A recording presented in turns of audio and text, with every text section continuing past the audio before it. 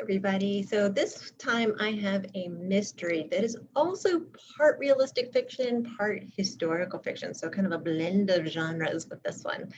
The Parker Inheritance is by Varian Johnson, and this title caught my eye because I was looking at books that had won the Odyssey Award. The Odyssey Award is an award that goes to the best audiobook for each year, and it won not the actual Odyssey Award, but it was an Odyssey honor book. So I actually listened to this one instead of reading it. And now that I have the book in my hands, I see that there are some parts of the way they published the book that are helpful to you to understand how the time is going back and forth.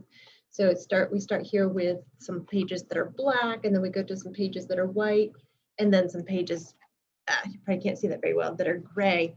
So there's three different time periods in this story. I think it would be best if I just read to you the summary that is on the jacket and then just kind of elaborate from there. The letter waits in a box, in a book, in a box, in an attic, in an old house in Lambert, South Carolina. It's waiting for Candace Miller. When Candace finds the letter, she isn't sure she should read it. It's addressed to her grandmother, after all, who left Lambert in a cloud of shame. But the letter describes a young African-American woman named Siobhan Washington, an injustice that happened decades ago, a mystery enfolding the letter writer and the fortune that awaits the person who solves the puzzle. Grandma tried and failed, but now Candace has another chance.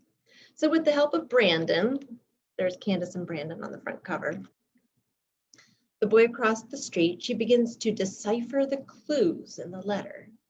The challenge will lead them deep into Lambert's history, full of ugly deeds, forgotten heroes, and one great love, and deeper into their own families with their own unspoken secrets. Can they find the fortune and fulfill the letter's promise before the answers slip into the past yet again? All right, so as I mentioned, the story starts with the pages in black, and those pages are what led the grandmother to have to leave Lambert, South Carolina in a cloud of shame. She received this letter and was determined to find the fortune. She was sure it was buried under the tennis courts. So she had a crew dig up the tennis courts. It wasn't under the tennis courts. So she got fired from her job and ended up having to leave Lambert, South Carolina. And now, several years later, her granddaughter and mother, or her daughter and granddaughter, I should say, are back. They're staying in the grandmother's house for a few weeks while their home in Atlanta is being repaired and updated. And that is when Candace finds this letter. Her mother wouldn't want Candace to have anything to do with this because Candace's mother is really embarrassed about what happened to her mother. You know, the grandmother getting fired because of all this mess. So the mother doesn't want Candace to have anything to do with it.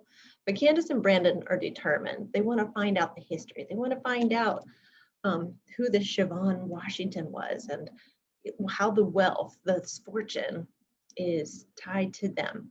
So the historical part goes into some the civil rights movement a little bit, some of the discrimination that was experienced in the South in particular back in the 1950s and 1960s. And then, of course, you know, they're now decades later trying to unravel that, but also discover, is there a fortune to be discovered? And if so, will they get to keep it? So to find out, read The Parker Inheritance. It's a very compelling story.